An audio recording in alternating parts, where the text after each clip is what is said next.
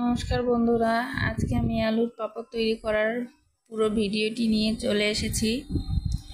দেখুন কিভাবে আলুর তৈরি পাঁপড় বাসায় করা যায়।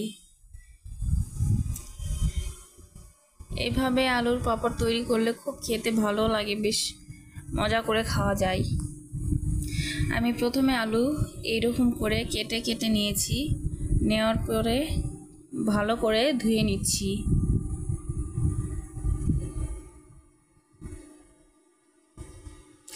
বেশ কয়েকবার এইরকম করে ভালো করে ধুয়ে নিব।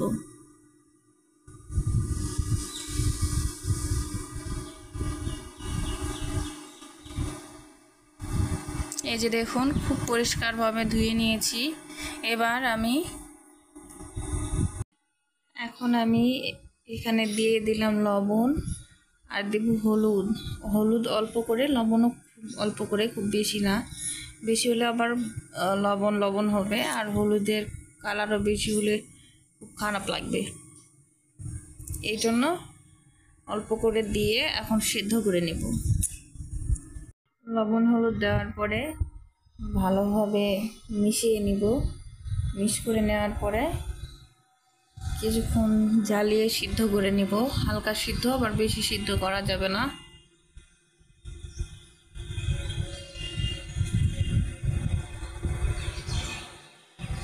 আপনারাও বাসায় এইভাবে তৈরি করতে পারেন।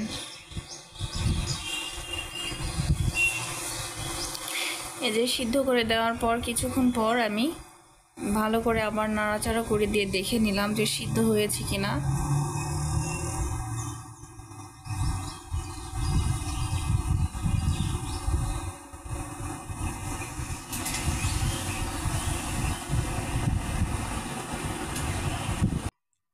এইভাবে দেখে নিব আলুগুলো সিদ্ধ হয়েছে কিনা।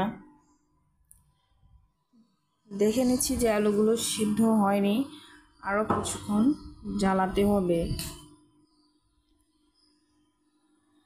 আরও কিছুক্ষণ এইভাবে জ্বালিয়ে নেওয়ার পর এখন আবার একটু চেক করে নিব যে সিদ্ধ হয়েছে কিনা। এভাবে আবার একটু দেখব আলুগুলো সিদ্ধ হয়েছে কিনা। আলুগুলো এখনো সিদ্ধ হয়নি, এই জন্য আরও একটু জাল দিয়ে নেব।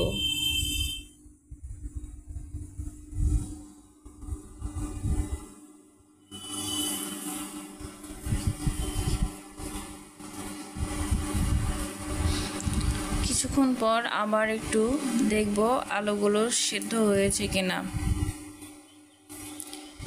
এই যে দেখুন, আলুগুলো সিদ্ধ হয়ে গিয়েছে, এখন ভালোভাবেই বোঝা যাচ্ছে। এখন আলুগুলো থেকে জল ছড়িয়ে নেব। এইভাবে আলুগুলো থেকে জল ছাড়িয়ে নিয়েছি। এখন এই আলুগুলো একটি একটি করে রোদ্রে, পাটিতে বা শপে বা কোনো কাপড়ে এইভাবে একটা একটা করে মেলে দিতে হবে।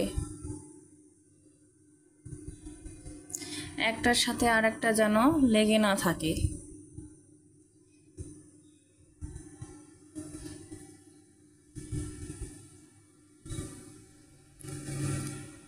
এইভাবে সবগুলোই আলাদা আলাদা করে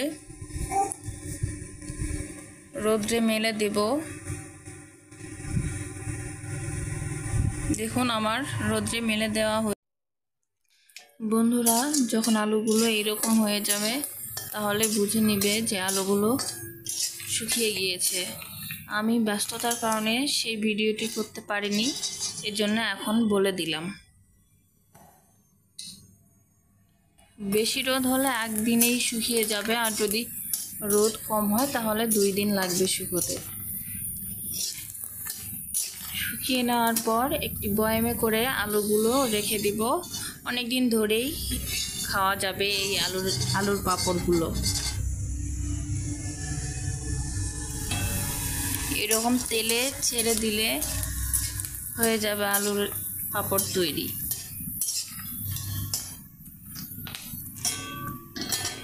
আপনারাও চাইলে বাড়িতে আলুর পাঁপড় এইভাবে তৈরি করে রাখতে পারেন, যখন মন চায় ভেজে খেতেও পারেন। আমার খুব ভালো লাগে, তাই অনেকগুলোই আলু এইভাবে শুকিয়ে রেখে দিয়েছি।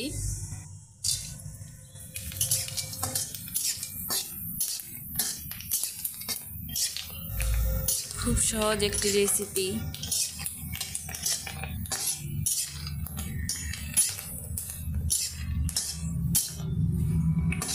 এই যে এরকম করে তেল গরম হওয়ার পর তেলে ছেড়ে দিলেই হয়ে যাবে আলুর পাঁপড়।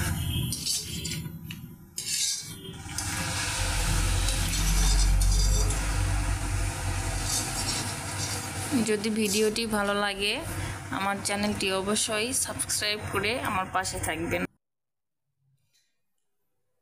এই যে তৈরি হয়ে গেল আলুর পাঁপড়।